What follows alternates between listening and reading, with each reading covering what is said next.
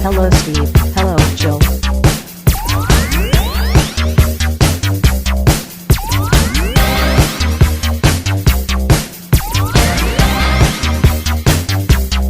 It's time to game classy.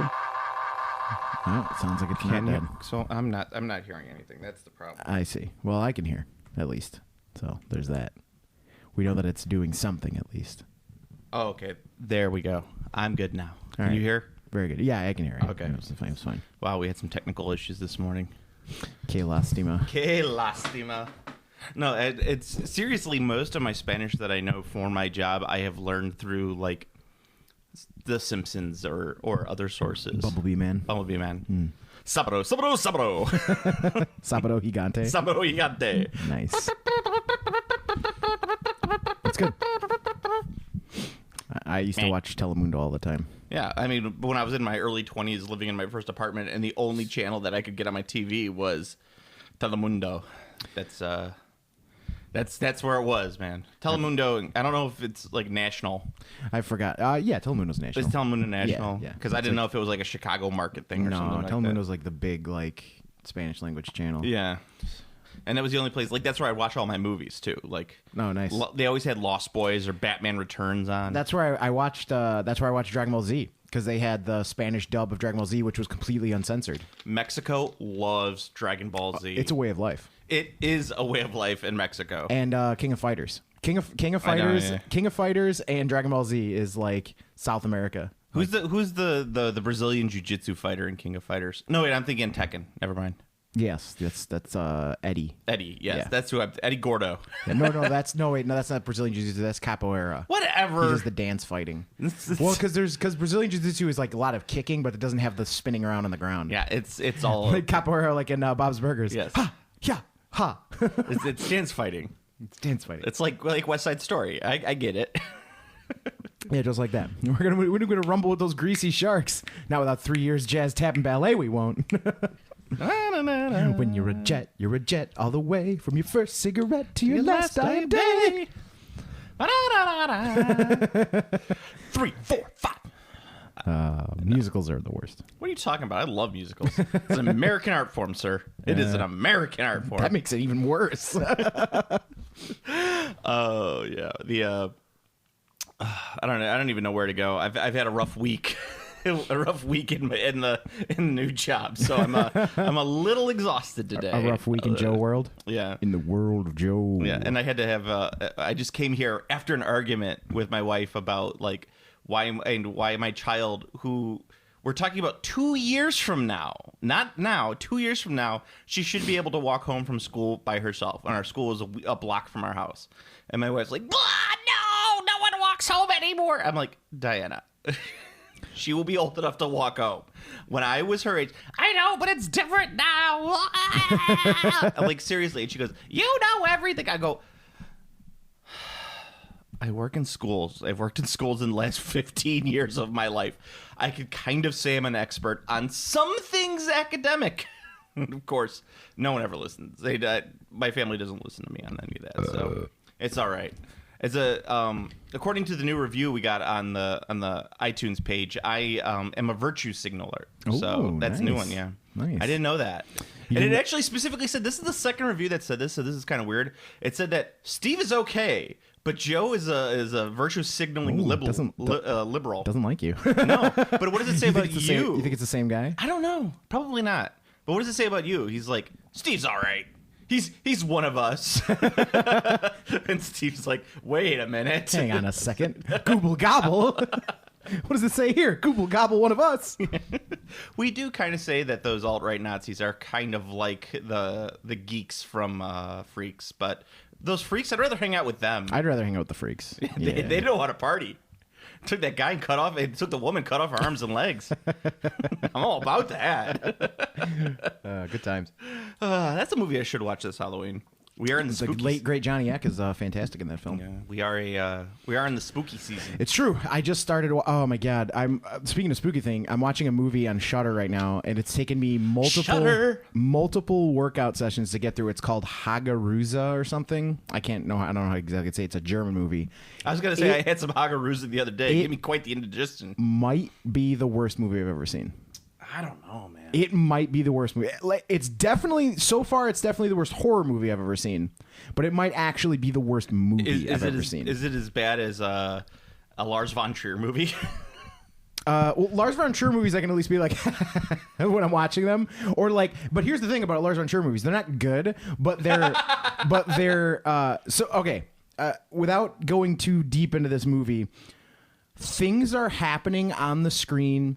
I don't know why. There doesn't appear to be a plot. It doesn't make any sense. I don't understand at all what is happening. Like Antichrist. But no, Antichrist, it makes sense. Antichrist is like a fucked up ritual where like bad shit was happening, so like reality was warped. The basic outline of that movie is at least that. Like what happens in the movie is completely fucking insane. Like ridiculous, but the conceit of that film is at least like, okay, it's a fucking. For the sake of this conversation, I will agree with you. I'm just saying, like it's a crazy ritual where bullshit's happening. Yeah, like there's like it's tenuous, but it's best. At least there. This movie, I don't know why or what.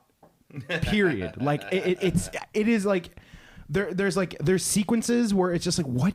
It's not even like a weird. It's like that's weird. It's literally like, what is happening? Why is this happening? Who are these characters? What is going on? Like there's nothing. It's really bad. And that wasn't. Don't let me try and defend. Don't anyone take this as a defense of Antichrist. That movie's terrible.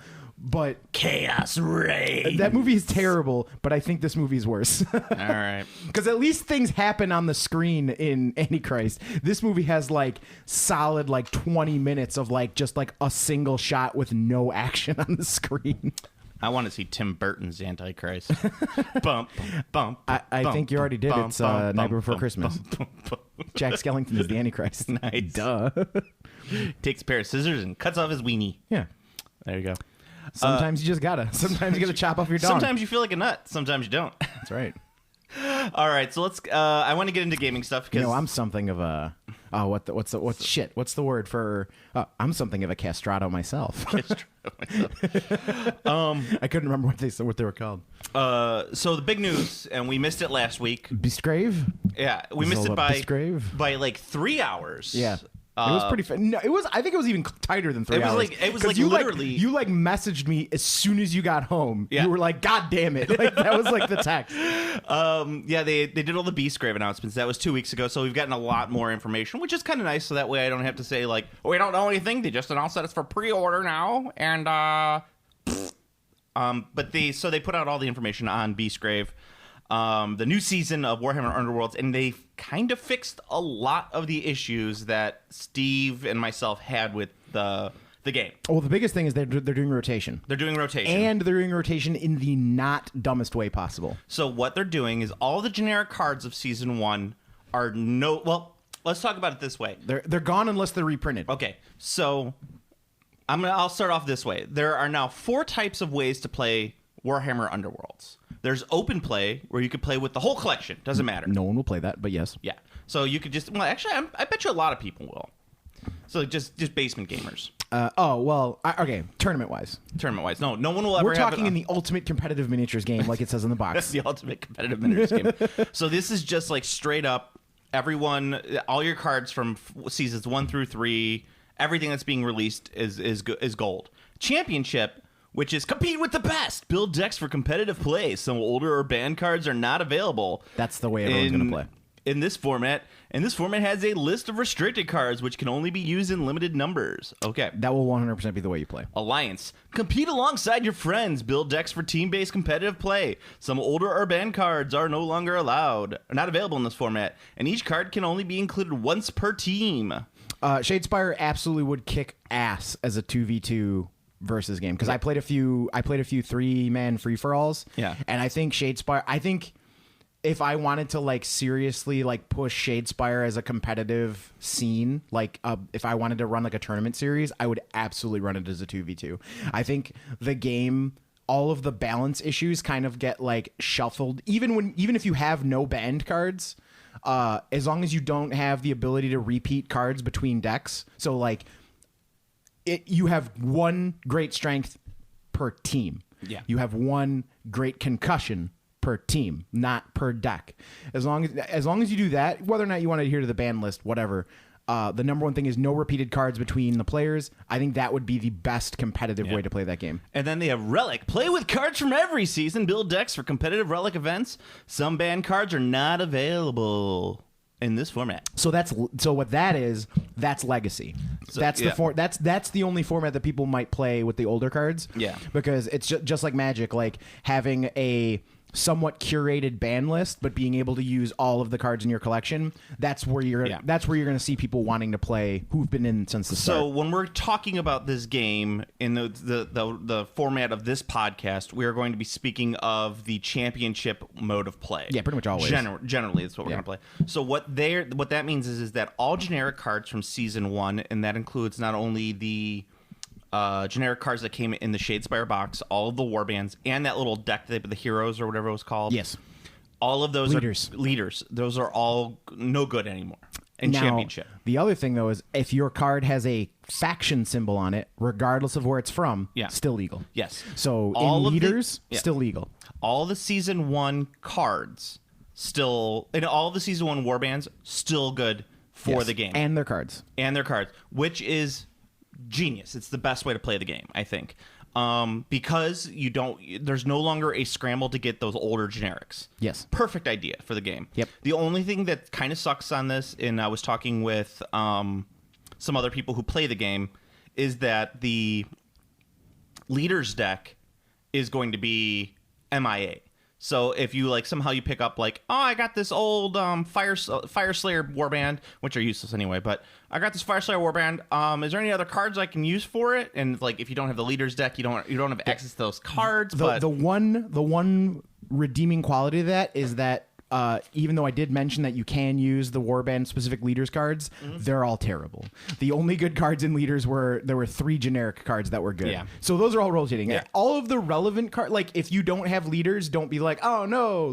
If you can't find it, in all honesty, it's not even remotely close to relevant. It's the warband cards in there are pretty fucking awful. Yeah. But there are some good cards in leaders, but all of them are generic. Yeah. So starting right off the bat, season 3 of warbands, and if they keep it Warhammer Underworlds, and if they keep it this way every year, if you want to remain competitive in the game, it's going to cost you about $220 to $250, depending upon the discount that you get. And I assume each base game will rotate the previous one out. So that would mean that Beastgrave's rotating out set 1, and then the next set 4 is going to rotate out Night Vault. Right. Working on my Night Vault.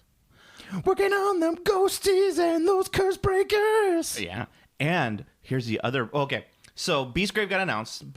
Big changes from season 1 and 2. Now deployment, when you're putting out your boards, you don't just put out objectives, you also put out traps. Yeah, lethal hexes. So lethal hexes go out with the game. So you can start doing some serious, you can actually have some serious it really improves the value of knockback. So and it also, in that value of knockback, they've also added that if you go on guard with your figures, you cannot be knocked back. Oh, that's huge. That's huge. That's very big. That's very, very big. Yeah, it makes makes the card that lets you go on guard very good. Yeah, makes it much better. There's also I not for me. I play Ghost, so it doesn't matter if I go through a lethal hex or not. Yeah, Ghost. Yeah, right now it seems like the best things. It's like Curse Breakers, Ghosts, and Mologs are the top boys. Yeah. But all of them require rolling dice, so I wouldn't play any of them.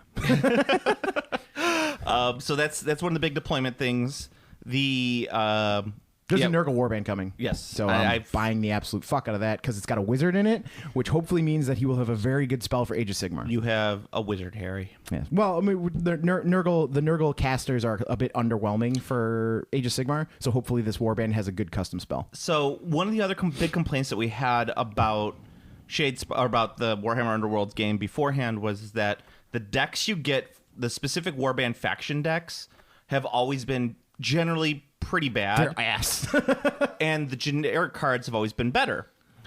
So yeah, the only warbands that were reasonable that are reasonable are the ones from the big box starter, the Banshees and the Curse Breakers. No, not the Curse Breakers. What are they called? The shield and whatever flail people. Yeah, the three ladies. I don't remember what the fuck they're called, but the Judicators. No, what's the unit called? Well, it was one lady in there, but yeah, it was the Stormcast guys. Yes, yeah. Whatever the special unit is, the new unit that launched with the ghosts. No, those were the Curse Breakers. No, the Curse Breakers are the old men.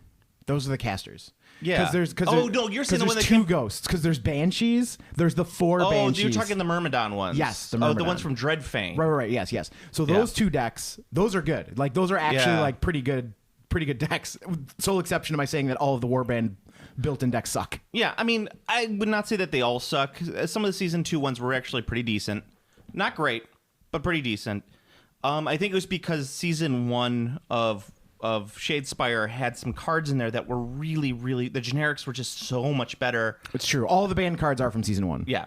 And so the Season 2 cards, I think, toned down a little bit, making the decks a little bit more worth taking, except for... You still have the Season 1 cards attached to it. Yeah. So except Extreme Flank. That's from Season 2, and that's definitely super banned. That card is bonkers. So anyway, they have the two new warbands that are coming out in this. You have the Wood Elves and you have Beastmen. Really cool ones. Their decks, both of them, are really good. Yeah. Oh, that's the other thing. That's another big design change, which I really liked. From going forward, there are now enough warband specific cards to play a full warband deck for all of the new factions. Close, but it's no. They're every warband is being released. You do not need to use a single generic. There's enough to fill, because in the originals you had to use generics. Yes, but what I'm saying is that I all the cards are spoiled and it's close. They only have 10 objective cards, and you could put 12 in a deck. There's supposed to be 12. I only counted 10 per in the spoiled cards, unless there's 2 that are hidden that we haven't seen yet. There's supposed to be 12. Well, because they said in the designer diary that they made it that way. Yeah. So but anyway, they have that now, and the decks are really good. Just like in Dreadfang, where you had the two, that both decks were pure warband specific. There were no generics functionally, like they did what the warband was supposed to do by itself. Yes, and it's designed around the playstyle that they think you should be playing this deck with. So the Beastman is very kill heavy.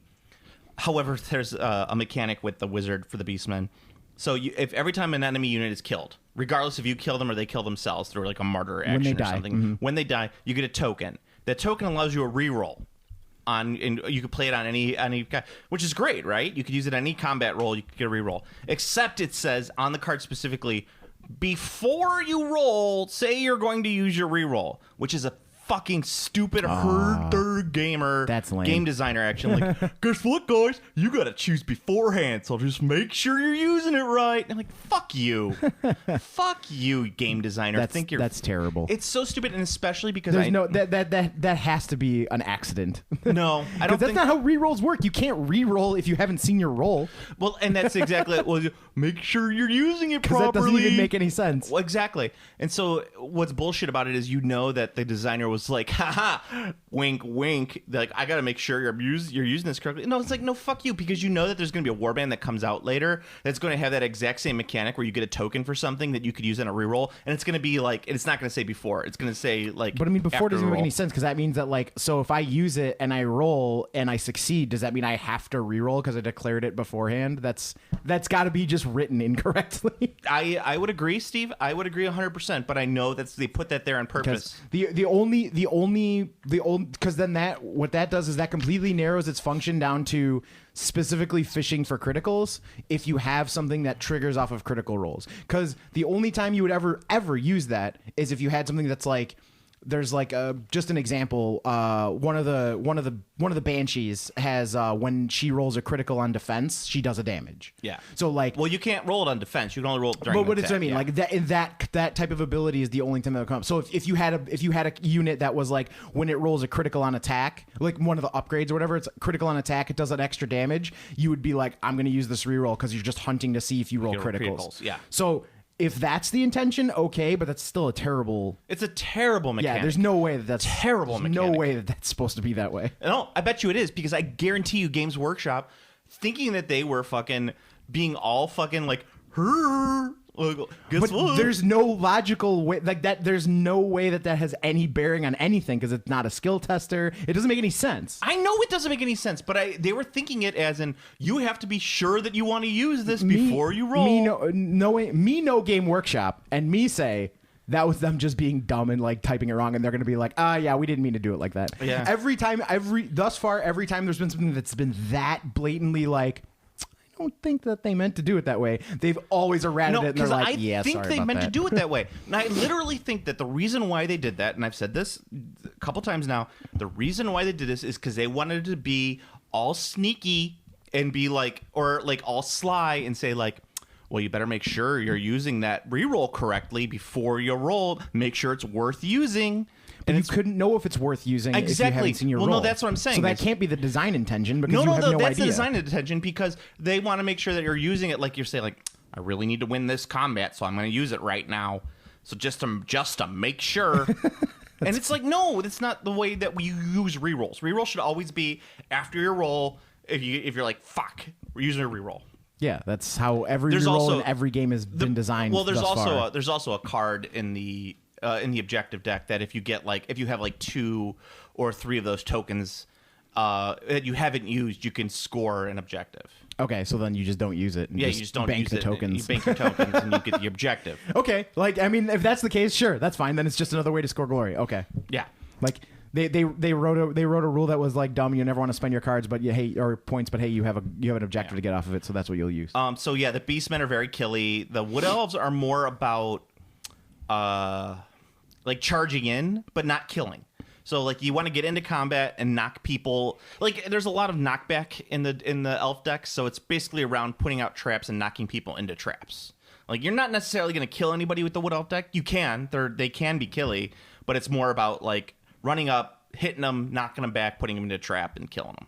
That's pretty much how the wood elf deck is designed to work. They inspire over charging in. So if you charge, you inspire. Oh, there was another big rules change too. They changed for multi-part actions. Oh yeah, you inspire at the end of an action. Yeah, that's from Dreadfang. That's a huge nerf to the Briar Queen, because the Briar Queen has the ability of not the Briar Queen, the Banshees from Dreadfang. Yeah, well, because they inspire when they're next to a unit. Yeah. So in the previous rules, you would charge. They inspire when they move through an enemy model. So in the previous rules, you would charge moving through the charge target, inspire, and chop. Now you have to charge, do your chop, then you inspire. So the Myrmidons, the Banshees, the Myrmidian, whatever they're called, the Banshees, in the actual Dreadfang rules, the new way of doing it is described. Mm-hmm. In the Night Vault rules, it's the old way. So for a lot of tournaments in between when Dreadfang and Beastgrave were released, they were using the Night Vault rules. Very good. So that's why people were like, wow, this is just utterly ridiculous. It's super good. Yeah, it's super good. But actually in Dreadfang, though, if you use those rules, and also Dreadfang gave you 2 glory per kill, which we were wondering if they were going to put that in Beastgrave, which they do not put in Beastgrave. That would be way too strong. That'd be Killy warbands would just become too powerful then. Well, no, and big number warbands would be like skeletons don't need another nerf. They're already really bad. They're already really bad. Well, that's why they're not really used in season 2 and 3. Yeah, the skeletons. The biggest problem with that all you need to do is you need to change their really crappy model, the penitent or whatever they are. Just they shouldn't give glory when they die. Well, it's also the yeah, that's true. That would be really good. Well, that's also that would make them. I don't even think it would make them good, but it would make them playable. Yeah. Well, that's also my thing about the Fire Slayers is that I said the one rule that the Fire Slayers should have that they don't have is immovable. So, like, no matter what, they're never knocked back. They're never pushed back. You can't use any card to move them. They move when they want to move. And that's basically the rule. So, I mean, if they have that way, guess what? They're an instantly awesome warband. Like, oh, you play Earthquake. Guess what? My guys aren't moving because they're immune to movement and they're immune to being moved. And if they just did that, guess what? That warband is fucking awesome.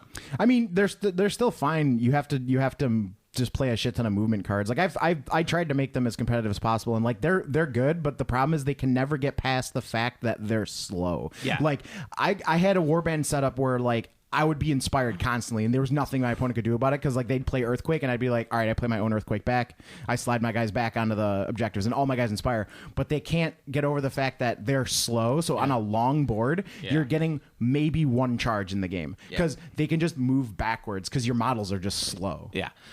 Well, speaking of slow, this Beastgrave seems to be made designed around movement. So the new warbands that are coming out, you have, as I already said, you have the Beastmen and the Wood Elves.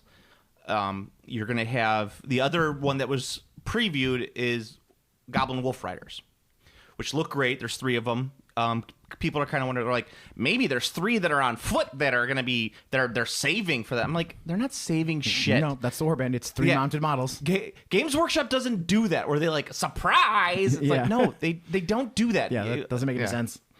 It's like, and plus, if you think about it, like the classic rule of thought is mounted models count as 2. That means that as a 6 model warband. Yeah, and they will get 2 attacks per. Yeah, and have extra wounds. 2, yeah, they'll probably have extra wounds.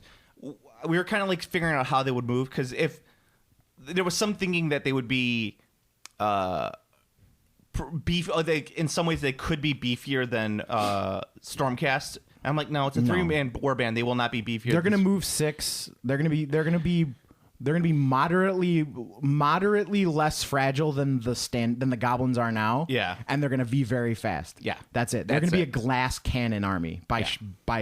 They're not going to. No way that they'll be tough. They're goblins. Yeah, they're fucking goblins. They're not going to be tough. They're going to be fast. Yeah, but they're not going to be tough. Yeah. But that's it. You're only going to see the 3. There's no goblins on foot. No question. So that's the other one. They showed a picture of the cover of the Flesh Eater Quartz warband, which looks pretty cool. Yeah, there's the Flesh Eater Quartz. There's the Nurgle warband. I like, my favorite thing is that in the Flesh Eater Quartz one, there's a woman ghoul on the cover. And people are like, oh, she's an elf because she has pointed ears. And I'm like, the Flesh Eater Quartz all have pointed ears. And I'm like, you guys are fucking stupid. Fucking stupid. Stupid fucking Have you not seen stupid, a single stupid fucking Flesh Eater stupid Quartz fuckers. model? Yeah. I hate when They people have bad ears. Yeah, they have they're pointy long ears. and pointy because they're big bats. Yeah. Sorry, Dwayne. Dwayne was one of them who's like that. Like, oh, and I'm like, no, they all. And he's like, oh my god, they do have all that pointed ears. That's good times. I don't know. I hate workshop speculation. I only like it drives me up. It's always just like because it's everything. This goes back to like the Marvel movies. Like when people are speculating about Marvel movies and they're like coming up with these grand fucking ideas. I'm like, no, they're designed around the stupidest. So the stupidest people on the planet could understand the plot points, right? I mean, they're also based. They're riffing them off of pre-existing storylines. They don't even do that because they have to make them stupider for that. Like Infinity. I don't know. Thanos rides around in the comics with a helicopter that says Thanos on it. And I don't know if you can get dumber than that. That's 1980s Jim Starlin Thanos. So I love that Thanos. I know, but I'm not saying they would do that in movies. Deadpool, it's me, Thanos. No.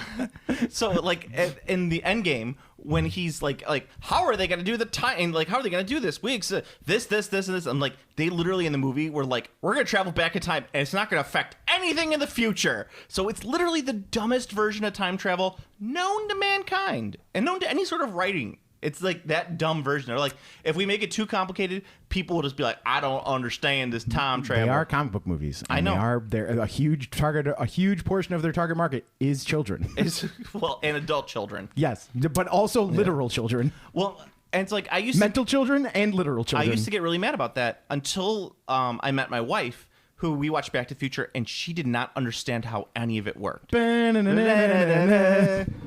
Back to the Future, seriously, there are people who just don't get how that time travel works. Because they didn't watch enough Star Trek when they were growing up. Yeah, I think that might be a reason as well. It's straight up. No, it's guaranteed. The people, all of the time travel rules, if you just watched Star Trek growing up, you know all the possibilities of time travel rules, because Star Trek has had every version of time travel in it. Yeah. I still like the Star Trek 4 version of time travel. Which one? That's the Voyage Home.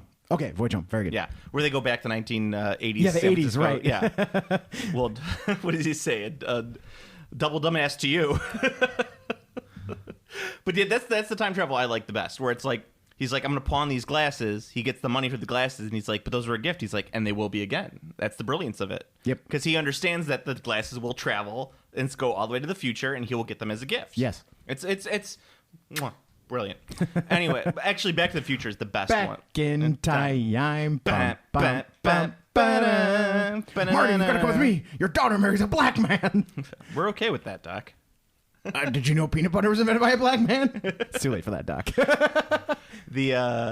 So you have a Nurgle warband which is coming. No one knows anything about them yet. Probably some people were saying it might be a 2-man warband or a 1-man warband. I think that they went judging by the cards that are spoiled. There's been a wizard and there's been a big fatty revealed. So my guess is if it's not a 2-man warband, it would probably be a 3. It'd be 2 Blight Kings and a sorcerer, or a Blight King, a sorcerer, and like a Nurgling stand. I was thinking it could be. My ideal situation is because I think that they only want to do 3-man Stormcast bands. So you have the big. Well, no, because the goblins are 3. The wolf riders. Wolf riders, yeah. But so I'm thinking that this might be. But I'm saying like 3 individual models, like. Would 3 Chaos Warriors, Blight Kings? I think be a Blight King, a Wizard, and a Nurgling Swarm would be a Nurgling cool. Swarm or Plague Bear. A Plague Bear, yeah, a Sloppity Bile Piper, Mr. Sloppity. So that would be the on that end, and you also have the. There's going to be an ogre. We don't know anything about the ogre. I'm assuming it's going to be a hunter with probably 2 saber cats. Yeah, probably it's gonna be. Or it'll be like it could also be a bunch of Noblars and like a Maneater. Yeah, something like that. Yeah. I'm kind of assuming a hunter because the whole thing is that there's a hunter keyword, so certain things are Noblar Trappers. The triumphant return of the Noblar Trapper. I love Noblars. I always thought the Noblars were awesome designs. They were great. That they just kind of did nothing with. Well, I don't know. The ogres had a lot of issues. I'll just go with that. The ogre kingdoms have had a lot of issues over time. Yeah. They're the warband they're the army I'm most excited about for Age of Sigmar to have the Redux, because I have a feeling that the Maw Tribes book is gonna be old ogres, obviously, and then the hunter ogres, and then I think that there's gonna be some sort of infantry. Cool, because the problem with the ogres is that, like, mechanically wise, they just don't have enough models to play the game, which is why the hunter ogres are the worst army in the game. The Beastclaw Raiders, which is why they're the worst army in the game, because they literally can't play it, because every single scenario, they automatically lose. They can't win. So, that being the case, the only way they can fix that is to give them more models. So that either means they're going to roll like the Wolf Rider goblins into the Ogre Kingdoms. That'd be cool. Well, they have the Mongol aesthetic. Yeah. So, like, I don't know, maybe. But, like, they need troops. So I'm thinking either there's going to be a bunch of Noblar or they're going to do goblins, something. Because that's the only way that army can be. And I'm not even talking about trying to make them competitive. I'm talking about, like, play the fucking game. Well, that's how old school I am when I first saw the Goblin Wolf Riders for Underworlds. I was like, Hobgoblin Wolf Riders. I'm like, wait a second, those are just regular goblins. Those are just regular goblins. I got really excited about Hobgoblin Wolf Riders. Sneaky Gits. Yeah. Oh my god, I would love Sneaky Gits. Sneaky Gits, they could actually do some pretty interesting stuff with Sneaky Gits and Age of Sigmar. I'd be interested to see, like, a cool, like, move unit. So Sneaky Gits could have a special rule where they ignore the coherency rule in combat to represent the old, like, lap round ability. Yeah. And what you could do is you can pull any unengaged Sneaky Git, like at the end of a combat round, you pull unengaged Sneaky Gits and put them on the other side of your, like, surround them. Yeah. That would be cool. They could do some cool stuff with that. Yeah. I like how the Beastclaw Raiders are really popular amongst leftist Sigmar players. One of the meme sites I follow is called Sigmarxism. They're like really super popular amongst the Sigmarxists. Well, they cost you the least amount of Das Kapital, so maybe that's why. Well, they were busted like when they first came, like when they first launched, when the game was still in its infancy. They were broken. They were absolutely busted. But they went from being like the absolute, like, stone most busted army to being literally unplayable. So it's kind of like Then they have 2 more warbands. They have the Daughters of Cain, so you're going to get some witch elves. They're going to have a witch elf warband. Might be a Snake Rider, or because the hunter and because everything seems to have some sort of, like, fast thing. Yeah. So you're probably gonna have like 2 witch elves, maybe one of those snake body girls, or a warlock, something on the horsey. And something or other on there. So you'll have that one. Oh, could it be the Heart Renders, the gargoyle chicks? Yeah. And then you are also going to have another Iron Jaws warband, but it looks like it might be mixed green skin. Like that's where the goblin on feet might be, is inside that one. So you might have a Pig Rider, something or other. I don't know, but that's the warband that's been kind of like spoiled through the card art, and people are like, "Why are you spoiling it through the card art?" Because they've always like that's the thing that annoys me is like there's no such thing as spoiling what warbands are coming, because every one of the core books, like the rule book that you get in the base set, says every warband in the thing. Yeah, like you knew every warband that was coming in season 1. At the last part of the rulebook, it's like, these are the warbands, and you're like, oh, okay. Like you could see all of them. Well, and even then, it's like, for example, season 2, they spoiled all of the art for all of the warbands. We didn't know anything about what the Dark Oath looked like. They look like Shreks on the art. It's like, get out of my swamp.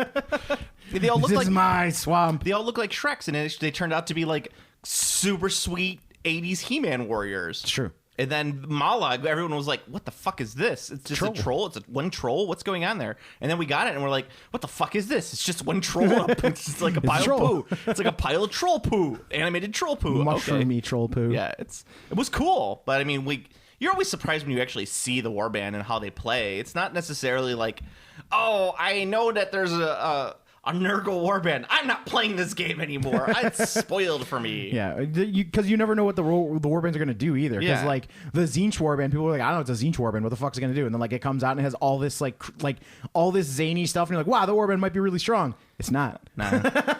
I think they're one of It does a lot of things, but none of them are good. Yeah, it was one of the weaker ones of season 2. Yeah, well, it's because it has no direction. So it does like you have a whole bunch of models that do a bunch of random shit, but none of them are good. No, I mean season 2, I've played most of the warbands.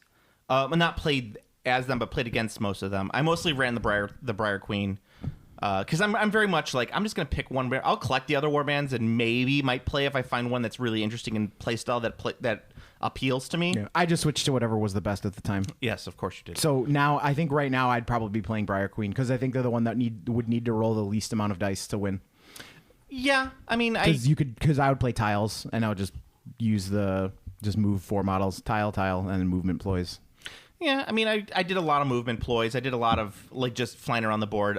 Briar Queen I used as kind of my Gestalt warrior, loaded her up with shit, and then would throw her where I need to throw her to kill something or other, to gain either a quick glory or to deny objectives. Oh, I'm actually the Science Dwarves. I think I'd play the Science Dwarves because they're very good. They're very strong right now. Really? I'd probably play the Science Dwarves. Yeah, because they have because their Inspire mechanic is when you score a glory. Or score glory. It's when you score an objective. If your leader is alive, you pick any model in your warband and inspire it. So you play them with all of the score immediatelys, like the real easy to do score immediatelys. Because one of their custom score immediatelys is when you miss with a ranged attack, you score it. So like you could just be like, I shoot with my machine gun. Oh, I missed. I score a glory and I inspire this model. They have some very, and they have where your leader's inspired. Yeah. So you just be like, I inspire my leader. Be like, oh, and I score a glory for that. I inspire this guy. They're very strong. So I'd probably play them as well, because a lot of the score immediatelys you can do off of like move 6 spaces. Anything that doesn't require rolling dice is the most powerful. So that's probably what I would go with, and I'd probably play them. Yeah, they're decent. I mean, they're not like everything in season 2 is pretty decent, with the exception of the Eyes of the Nine.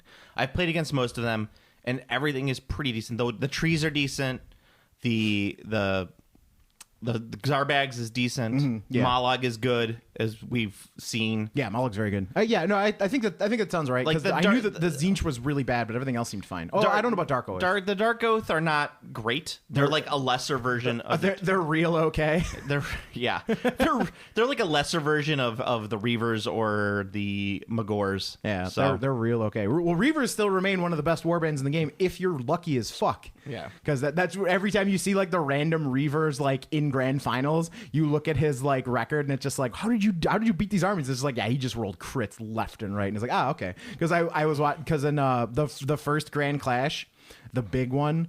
I played Reavers and I did okay, but there was a Reavers in Grand Finals, unpainted, mind you, which is fantastic. He made Finals of Adepticon with unpainted Reavers, and I was like, what was his list? Because I was looking at I was watching him play a little bit, and I'm like, his cards seem terrible. I'm like, how is this guy's deck good? Because I painstakingly went through my deck and like made sure everything was optimal, and then I was talking to some people who played, and they were just like, oh yeah, he's just rolling like fucking god, and I was like, oh okay. This all makes sense. Makes sense. Yeah, it makes sense. It's like, yeah, when it turns out when you charge with Sake first turn and kill whatever you charge every game, you do pretty well. There you go. Yeah. So there you go. Roll good. Roll good. that should just be a lesson for that's most the strat. games. Yeah. Roll good. Yeah. So they have all the stuff that's coming out is it looks pretty decent. I'm excited about it. I'm very excited about the season because if the warband decks are all pretty optimal for the warband, you don't have to replace too many generics into it. You're pretty good. Because I mean, like right now, looking at the Beastmen, for example, because that's the one I kind of like really focused on with like building a deck around. I looked at all of their cards, right? And I couldn't see subbing out any of the cards for generics unless it was like just a couple, like if I wanted to tweak play. Well, from what I saw, it looks like the generics in Beastgrave are all just reprints of like the core generics. Pretty much. So but even even the generics from season 2 is what I'm saying. Oh, well, most of the generics from the biggest thing with the generics from season 2 is so many of those are based around casting. So if you're not playing like a heavy casting deck, yeah, and that's the one problem with the Beastmen is that their caster kind of sucks. So. Whatever. Beastman caster. He's a Beastman shaman. He kind of sucks, and like some of his stuff but his spells are decent. But then there's a couple upgrades though that generic wise that do beef up your caster. So if you want to go more heavy with your caster, you can do that. It's just kind of like there's one Ungor that literally his special ability is that if there's an unoccupied hex on the other end of the board on any board side, he hidden paths. Yeah, he hidden paths. Yeah, he's automatically. Really He's fucking awesome, but he's not broken because his like I shoot an arrow and it does 1 damage if it hits. But his movement is very good. His movement's fucking amazing. Yeah, which is good. So I'm excited for this season very much so. And some of the objectives, they changed the objectives from now that there's 2 types of objectives. There's end of round objectives and there's surge objectives. So surge objectives score immediates. So they just they've added a keyword. They added a keyword. It's a surge one. And then there's either ors or a double objective. So you have to. Some of them are like you can do this or this and score this objective. Oh, modal ones. That's really good. Modal cards are almost always better than regular cards. And then there's also like you have to do this and this. Okay. To score. So it just adds different layers to play on there. I think the game's getting more complex, and in the depth of the game, it's becoming better game. With the extra, I'm not 100% sold on the trap tiles.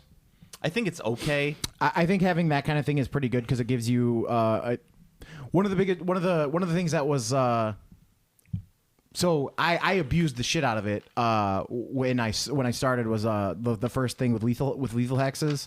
You could build like a real competent strategy off of like taking a board with lethal hexes and be like, I'm just gonna do this shit, and now being able to reinforce strategy like that I think is really good. Also, it's uncounterable damage, which is I think important in that game because there's a lot of Voltroning and a lot of like you can make some pretty ridiculous defensive models where it's just like I'm rolling fucking 5 defense dice with rerolls, like so being able to like push that guy through like three lethal hexes, be like I'm gonna push and he's dead.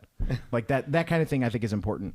Yeah, it's really cool, and I think that there's a lot more room for casual play now as opposed to strictly competitive play. It says the ultimate competitive miniatures game on the box. I know that's how you feel about it, but I'm just saying that there's a lot more room for me rolling up to having someone come over and be like, hey, you want to play this game? And them going like, I don't know, and you just pulling out a deck and saying we're playing with these decks. Instead of being like, I have to get this card and this card, go through your entire card binder or your card box to find the cards to put into the deck.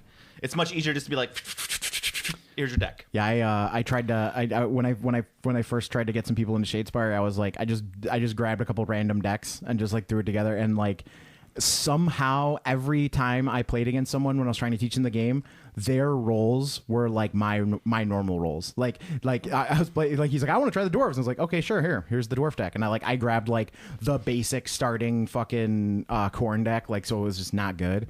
And I'm just like, all right, I just move models, like not charge. I just like, I'm gonna move this guy, and he's like, oh cool, I'm gonna charge, and his dwarf just whiffs, and he's like whiff, and he's like, cool game. I'm like, fuck. Yeah, it happens. And that happened every time I tried to teach someone the game. Like I was like, yeah, get excited, it's cool, it's fun, and like every time they're just like, cool game. Yeah, it's a strategy deck game. You know, it's like I think having the pre-built decks that are designed around the warband are fairly interesting. So that way you could have something that, like, I feel like the Beastman is Steve's headphones just fell off my as he yawned. headphones. I think the Beastman deck is Beastman warband is a great starter warband. It's very chop heavy. So most people who play the game are like, how do I run up and hit people? Not like, how do I score objectives to make sure that I'm getting the best? Yeah, optimal, well, I mean, people still play. Even if they've been playing for a long time, Yeah. they still want to know how they run up and hit people. Yeah. So it's I've won a lot of tournaments telling you, going up against people whose strategy is to run up and hit me, and I just didn't let them, so I won. So yeah, that's I think that works really well with this game, and I think the objectives are all kind of like, hit this person and get an objective. Okay, ding. So anyway, that was the big news, and that's what I'm really excited about right now. I'm gonna be I got to go up to my local friendly gaming store and pre-order, because I think you get special hologram cards if you pre-order. Not that I need the special hologram cards. I'm just you kinda need the hologram cards. I don't really need the hologram cards. Oh, you need them. I'm beyond that at this point in my. Don't try it. Don't lie to my face. You need the hologram cards.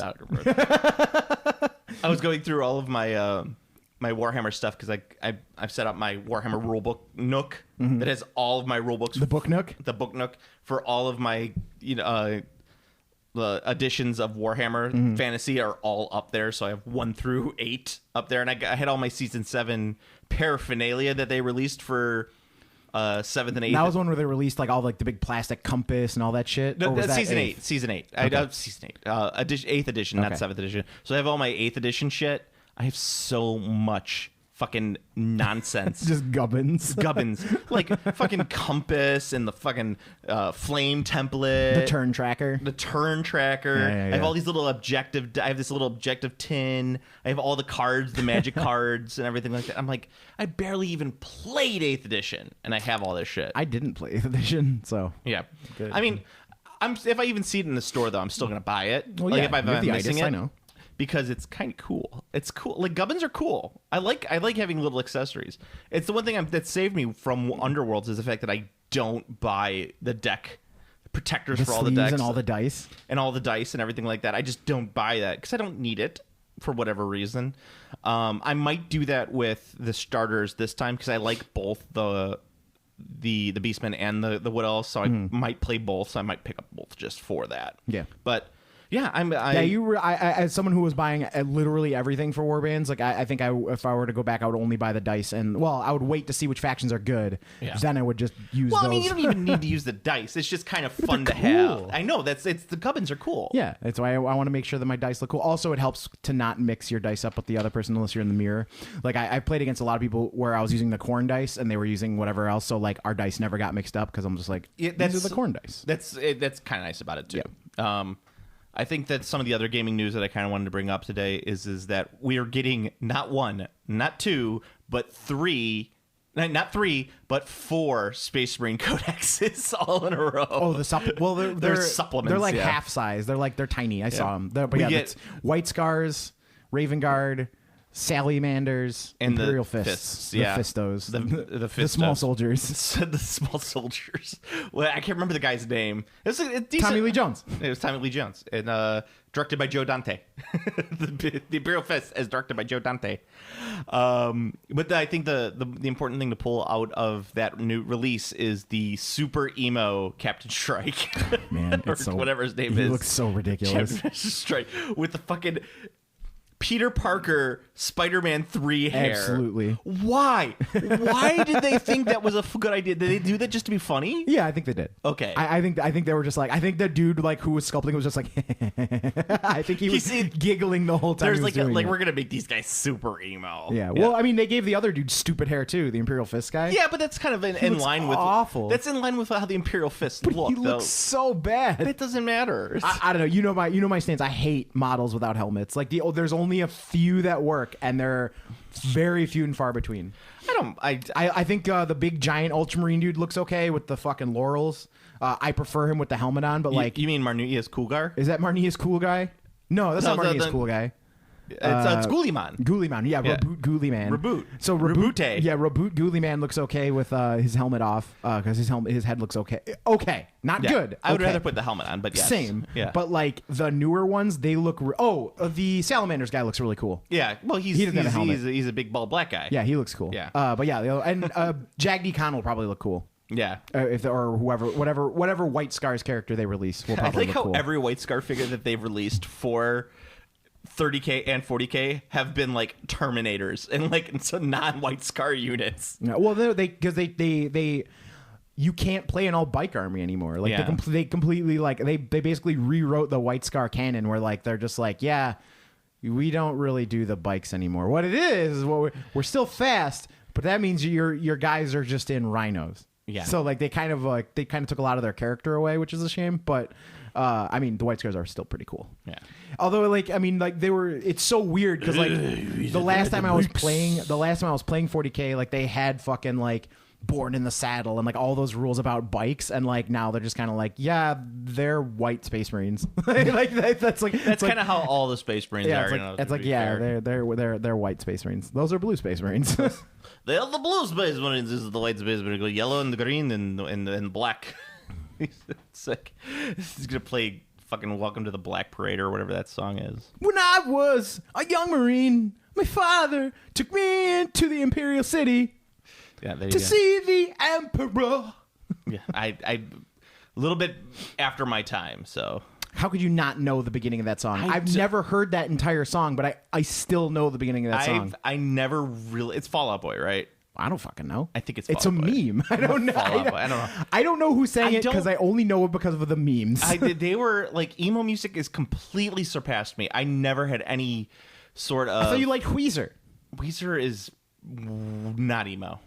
Whatever. Not I don't emo fucking know, least. man. I don't know. I don't know what emo is. Weezer, I could see some emo influence, but it's not. It's like proto emo, even though emo still existed at the time. It's primo. Yeah, it's proto emo, but emo still existed at that time, so I guess not emo. Look, man, I don't know. It's not my thing. It never was my thing. But yes, that was the other big release was the fact that they had a bunch of Space Marines released. Space Marines. In Orktober of all months, we're not getting any orcs. It's ridiculous. Yes. Ridiculous. Yes. How can you not? How can you have an Orktober no go by orcs without orcs and no Spooky Boys that are being released? Well, actually, I guess the Spooky Boys are being released. The Bone Tyranids. The Bonitis. Oh, that's right. Yes, Bonitis. Bonitis is coming. Bonitis is coming to the Age of Sigmar. So yes, there's that. Which after that whole big spoil, we haven't heard anything about them since the big spoil of them. Yeah, I mean they just showed they showed all of the models that are coming in October. They said that there are more models coming, but all of the models that are coming in October have been revealed. Yeah, it's like dun dun dun. dun oh, also those dun, Tyranid warrior dudes who look kind of silly with the forearms. They have an alternate version. They look way cooler. They have like giant tower shields and like big headdresses. They look badass. But they still have Tyranid arms. So I assume that those will be far inferior to the goofier looking ones. Because that's just how it always goes. That's how it always works. It's always like, man, that fucking version looks so sweet. Yeah, it's way worse than the dumb looking one. God damn it. I don't know, though. Most stuff in Age of Sigmar, even incomparable, like, it'll be slightly better to take the tower, the non-cool version, the dumb-looking version. That's true. There's a lot of... There isn't too much in Age of Sigmar where it's like, this option is terrible. Yeah. There's never, like it's always... It was always the case in like 8th edition or something like that, where it would be like you have these two things, and it's like you could take your Demigryph Knights that look amazing, but they're terrible, and you have to take your Reiksguard plastics that look awful. Yeah, well, and that's the thing too with old fantasy. There was always a like de facto like this is the 100% superior option because everything was tied to points. Yeah. So it's like, oh, you took spears on your skeletons, you fool! You paid more points to make your skeletons worse. like that's the kind of thing that was like very common in old school fantasy. In old school fantasy, it was just like like you took the option to make your models worse and you paid more points for it. But Good to job. be fair, no one ever finished an old school fantasy army. I've played in many tournaments that can prove otherwise. They had that army for years. It's still a finished army. Yeah, and there would always be like one or two guys at the back that were just unpainted. You just never noticed. No way, man. Not the Chicagoland fantasy players. Everybody played fully. There was not. I don't think I played in a single fantasy tournament where every single person's models weren't painted. They were definitely had wild levels of quality, but they were all painted. Yeah. Shout out to my most hated army, the baseball ogres. The baseball. Oh, you hated the baseball. I don't think I've hated an army more than the baseball ogres. That was like by far one of the most offensive armies I've ever seen. I was just like, that is fucking awful. Like, you should not be allowed. And those models are pretty offensive as you is. should not be allowed in the hobby. Like, you should be banned. Yeah. That's I hate the themey. Like, first of all, I hate themey joke armies. So like that's a huge knock against it immediately. That's a big one. The second, it's fucking baseball. Like, what the fuck are you thinking? Like, well, they had clubs. They had things. No, that he like replaced them with base. He gave them baseball bats. bats. I know they did. Fucking atrocious. And then, oh my god, I don't even want. It was by far the most offensive, worst fucking gag army I've ever seen. And like, there's been a lot of shitty gag armies. Don't get me wrong. What about the Hello Kitty Space Marines? Those were at least painted really well. Like that. Were they? Oh no. The pink Necrons were the ones that were painted well with the flowers. Yes. Yeah, I don't remember the Hello Kitty Space Marines, but the pink Necrons for a gag army with the flowers and butterflies. That army was painted really well. I didn't like it, but it was painted very well. I saw a guy who did a bunch of Lego Space Marines. And what his Lego Space Marines were, they were like the Space Marine bodies, like a normal, like they were the Primaris bodies. Mm-hmm. But he took. Did he put a Lego head on them? He put the Lego head with the space helmet. So it's like the strap around. That's infuriating. It looked really good though. He did a really good job on it. That's infuriating. Yeah, that kind of stuff puts me on so much tilt. I'm just like, to me, it's just a waste of money. Is what it is. It's a waste of time. It's a waste of money. It's atrocious. I hate it. And like, and FYI, if you're thinking of doing a fucking Monty Python Bretonian army, I know you've gone over it. Don't. Well, first of all, it's really expensive to get a Bretonian army in this day and age. Whatever. It's the Monty Python Bretonian army and the Alice in Wonderland Bretonian army are the two. Is the Alice in Wonderland Bretonian? I think the Alice in Wonderland army was Wood Elves. No, that was the Bretonians because they had the big shields, and they would paint the cards on the shields. Right. Yeah. It's themed armies, not the greatest thing in the world. I like them. I like. No. Not themed. I like themed armies. Well, I mean, but joke themes. Yes, joke themes. Joke themes are right out. I would be okay with the Monty Python army. I know it's been done. I saw one Bretonian army that was a Monty Python Bretonian army, but I didn't realize it was a Monty Python Bretonian army because it was just a really well painted Bretonian army. But when you look at it, the knights all have the heraldry from Monty Python. And I was like, oh, that works. I kind of hate it, but it's okay. It's fine. It's fine. Like that's better than the Hello Kitty Space Marines or the baseball ogres. Yes, the bogers. The bogers. Yeah, I don't get it. Like those kind of armies are always just like they put me on like I see them and it just the fucking Kill Bill thing happens. My vision tilts. Everything goes red. That's when I see. Whenever I see spent a lot of time talking about Warhammer Underworld. This is what it must be to actually do like substantive podcasts that actually have like. I blame you. I blame myself as well. But I mean, this is what it must be like if you actually put out a podcast where you talk about things that are relevant to gaming. Like this is our least popular episode. The least popular episode of all time. Because we don't talk about any bullshit. We just talk about an actual game, and it's boring as fuck. Yep. I mean, I'm super excited about it. Don't get me wrong. I'm going to be playing the fuck out of Season 3. I'm actually going to play a game of Age of Sigmar today. Oh, yeah, are you? You're going to be up at the Grognards? Yep. I'm going to be heading up there a little bit later. Yeah. I haven't decided if I want to play a Demon Army yet, or if I'm going to just going to... I think I might just do, like, the list I haven't done yet, which is just 100% Blight Kings. Just like, here's my army, it's Blight Kings, nothing else. There's 12 of them. Yeah. 30 Blight Kings. No, the Chicago Toy Soldier show is today. It's like going to be a bunch of old men with plastic toy soldiers. That sounds terrible. I know. I'm going to bring my son, though, because it's got toy tanks and everything, so he'll be excited. Pico armor. No, these are like the big ones. These are like the big plastic ones. Like you'll see... you know those guys who do like the 54 millimeter recreation of the Alamo, mm-hmm. like, and they have all the so like the Welcome to Arwen guy. Marwin. like Marwin Call. Yeah, he's like no, he'd use GI Joes for those. I mean, yeah, but they're big figures. Yeah, no, these are the 54 millimeter big plastic guys that are like you'd get as a kid and you'd be like, oh, these are kind of cool. I want to paint these, and then you like put it down and you're like, this is kind of fun. It's kind of fun, but it's like the big bags that you get at the supermarket or whatever. The giant bag. This is like Bag-O soldiers. Yeah, and you're like, it's like Battle of 1812, and you're like, all right, I'm gonna play with these because I got nothing better to do. Yeah, they don't shoot that fast, Joe. You only get like 3 shots per minute. I'm like, okay. Napoleon's armed his troops with machine guns. Oh no! Oh no! It's a historical what if scenario. But yeah, that's my plan. For Napoleon armed his troops with machine guns, but his opponents are Jedi.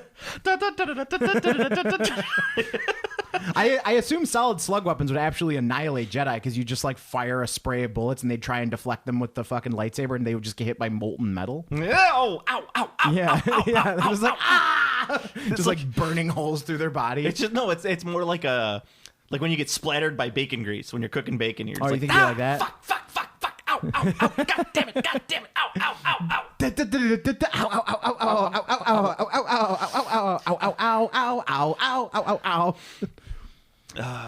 Good times. All right, Go to Planet Arbitrary. You did it again. It's been like more than a year. It hasn't been that long. It's been a couple months. I think it's been more than a year. No. I believe Plarbitrary has gone down, and it's been a year, I think. No, because I think we officially went off in March. So it's only been like 6 months. Go to the Planet Game Classy Facebook page. It's the best way you can get in contact with us. There was someone who said, someone was asking about should they go with the new Star Wars base set or the new Marvel base set, right? That's what they were asking. I said neither. I think if you're actually going to do it, as much as it pains me to say it, I still think that the Star Wars one is going to be a better supported game that's going to go longer, and not by much, but that's probably going to be your best bet. My problem with the two games is, and I've said this before, unless they're pre-painted plastics, there's no reason to do a media game like that. I just say, hey, remember Imperial Assault? Nobody else does. Yeah. Well, I mean, for me, it's why would I want to paint something that looks exactly like it does on screen? Like, why? I don't care. Unless you're like, and with Space Marines, it's a little different because you're like, you know what? I really fucking love the Blood Ravens. I played this game. Not everybody does a Blood Raven army. I'm gonna do Blood Ravens. Right. Well, Space Marines are also designed to paint in however you want. But but I'm saying is that like seeing something on screen and painting it like that way is fine. You don't have to paint your high elves to be like white, like super pale white guys. Like you could paint them black or gray or green. It doesn't matter because they're not real. But if you're painting, are you saying that stormtroopers are real? But if you're painting the stormtroopers and you want to say like, you know what, I want to paint green stormtroopers. People in Star Wars would be like. Their pearls like explode off their neck. Their monocles fall into their champagne glasses. I never seen a green stormtrooper. Yeah, I think it's yeah, they're fucking idiots. I don't know. I don't get it. Yeah. I don't. But in that case, Marvel is worse because it's like you might be able to get away with painting like, let's say, all your stormtroopers red because you're like, these are special red stormtroopers. This is the. I think there actually are red stormtroopers. Whatever, it doesn't fucking matter. These are the 240th Legion. They have red armor and they have the decals on their. Where's Cal Katarn? Yeah, their decals on their armor say, butt slam. Butt slam forever. Butt slam is the name of the planet where they lost or whatever. It's like you can come up with some story for it. I'm from Buenos Aires and I say kill them all. I'm doing my part. Then you have the, but then you get to the Marvel stuff and you're like. I'm going to paint Captain America green. Yeah. Exactly. You can't really do that. You can paint him black. He's got the there's the super U.S. agent. Yes, you have to dig. So there are a few variants you can choose from, but dig deep into that lore, Steve. Dig deep into that lore to find out the variant that you want to paint your Captain America in. Yes, I mean it's either blue or black. I think. I think it's only two. U.S. agent was actually a separate guy, but when Captain America ceased to be the American, he was Nomad, I believe, and he had a worse costume, but it was a different costume altogether. He was never U.S. agent. U.S. agent was someone else. Nomad was the one that Captain America became when he was like, America should be in the Vietnam War. No Nam. Yeah. So it's difficult. So I say go with Legion because you can at least have a little more fun with it. I say just go with Marvel and don't paint it. Yeah. That's if I was doing any of those games where it's just like things are supposed to look a certain way, I just wouldn't paint it. Be like, yeah, you know what, they're stormtroopers, you know what they look like. I would just go buy some hero clicks. I mean, that would also be ideal. Cut them off their base and stick them on a different base. Boom, That done. would also be ideal. Done. That's the game classy the way of doing things. Hero clicks. Hero clicks, just cut them off the base. Just grab a hero clicks. It's like as much as we love Nolzur's minis, they're great, but you just grab some WizKids. You gotta paint them. Just get some Mage Knight. Yeah, just grab Mage Knight stuff. It's done for you already.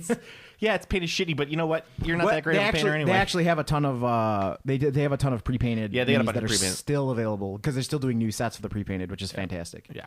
So I like Nolzur's for specific I think if I was going to do a miniatures heavy RPG, I'm buying pre-painted. Oh yeah, absolutely. I might for my own, like if I was taking part in a campaign and it was a mini heavy one, I would buy my own figure and paint my own figure. But it's only one figure and maybe a familiar. The only models familiar, a penis on legs. The only models you should. Are you playing Fuck for Satan?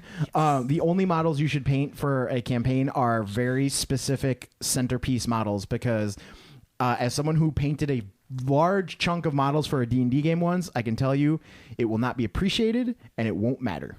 Because you're going to be like, these are the orcs I spent fucking 2 weeks painting, and they're just like, they're dead. Just like, fuck. Like they will be on the they will be on and off the table before you know it. Don't bother. Yeah, I was talking with my brother about because he's playing D&D with his kids right now, and they're kind of going through it and playing Minds of Phandelver, and we were kind of just talking about different. He's very much a power gamer. He's that Pathfinder. Everything's a feat and all this stuff. And I'm like, I'm very much a story guy. I'm like, how does this fit into the story? Like, yes, it's great that you could do this, but how are you going to make that? Are you going to do this amazing backflip over the goblin and stab him in the back? Like, describe it, not just say dice.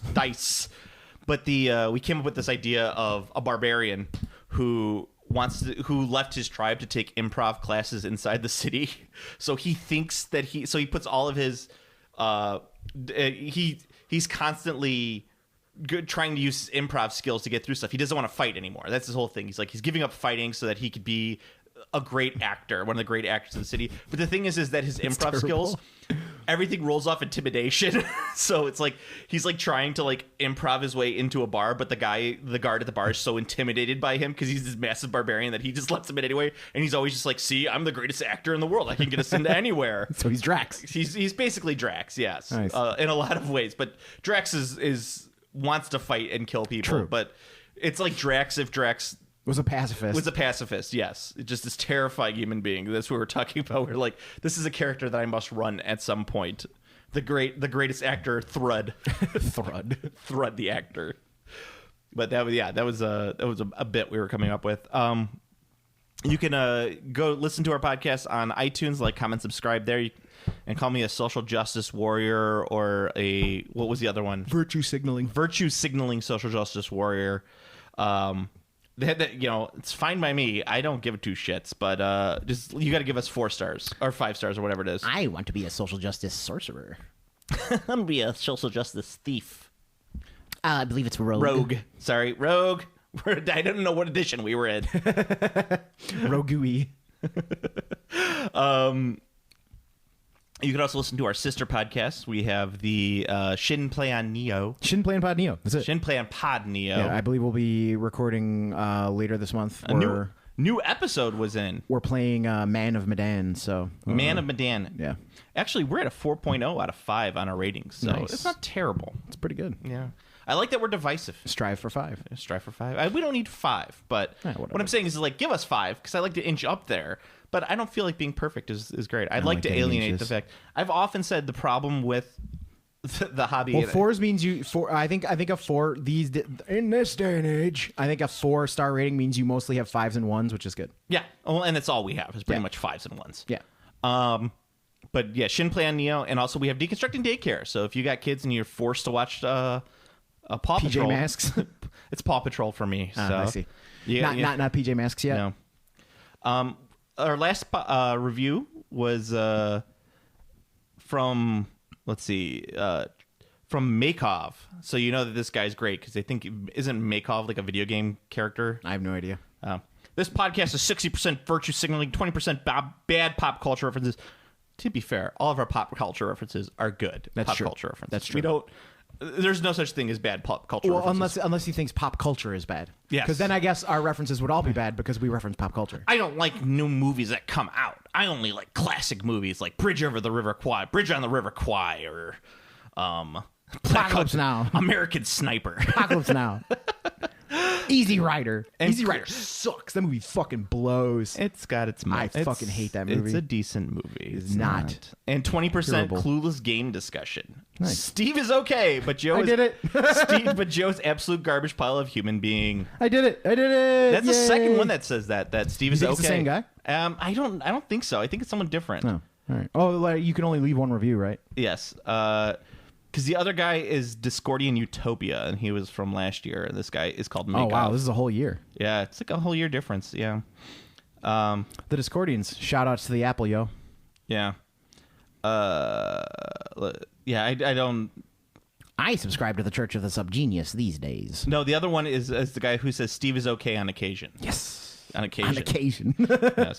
So this one I did it. Yeah. So So this is a huge upgrade for me. Yes. It's a side move, a it's lateral move. It's lateral. Lateral move for Joe. Yeah. Upgrade for me. Yeah. So as I see it, it's like the way I see it is because this guy starts off with virtue signaling, that automatically means he's a shithead that I wouldn't care about in real life. So, but he says you're okay. So that just makes you okay amongst the shitheads. I've done it. You've done it. You've achieved. Yes. And then also we have... I don't know. I don't think I have very many controversial opinions. I just hate right-wingers. Well, you don't have controversial opinions because I'm the one who has to drive this podcast, because otherwise it would be us sitting here going, okay. I just hate right-wingers. That's all. And we also have, but Ogthrock also wrote, for the latest in Focus Codex reviews, tournament coverage, and in-depth tactics to elevate your game to the top tables. Hell yeah. Yes. Now that's a fucking review. 5 stars. Now that's a fucking review. Ogthrock, you're good in my book. Ogthrock. Yeah. I like it. Yeah. Skander Fanny's book's coming out soon. Oh, yeah. So, yeah, and I think I might steal some ideas from it. The e-zine. Yeah. Or no, it's going to be a real zine. Not an e-zine. Yeah. Although not that e-zines aren't real. It's going to be a physical zine. A phi-zine. Phi-zine? A Visine for my eyes when they get too red? Ben Stein. Ben Stein. Oh, you might think I'm smart, but I'm actually a fucking idiot. Evolution isn't real. That's Ben Stein. But no, we can't do that. We're virtue signaling, Steve. Thinking that Ben Stein's a fucking idiot? Yeah. Oh. Well, I think that, or to not segue in too deep, I think that nuance is dead, and I believe definitions of words no longer matter. That's simple. Nothing matters, Steve. It's simple as Nothing matters except season 3 of Underworlds, where I get to play Wood Elves. That's all that matters. You just want to play Mohawk Elves. I want to play Mohawk Wood Elves. I want to feel like I did back in the early 90s when I was playing Warhammer for the first time, going, wow, these war dancers are the best sculpts ever. $8 for 2 models is a lot, though. Or 3 models is a lot, $8 for 20 models is a lot. Well, they were metal, so I was getting okay. a blister of them. So it was like $8 for three models. Was that? I thought it was like models were fucking cheap as shit in the 90s. They were really cheap. I blame NAFTA. I don't even know what that is. The North American Free Trade Agreement. Oh, right. I thought we pulled out of that. No. Well, we did now recently, but I'm saying in the 90s, that's what caused the spike in prices. Yes. Not the fact that all metal went up everywhere. Yes. Okay. Yeah. Cool. All right. So, Steve, until next time. It could be bigger than Pokemon. Going back to that one. Game Classy.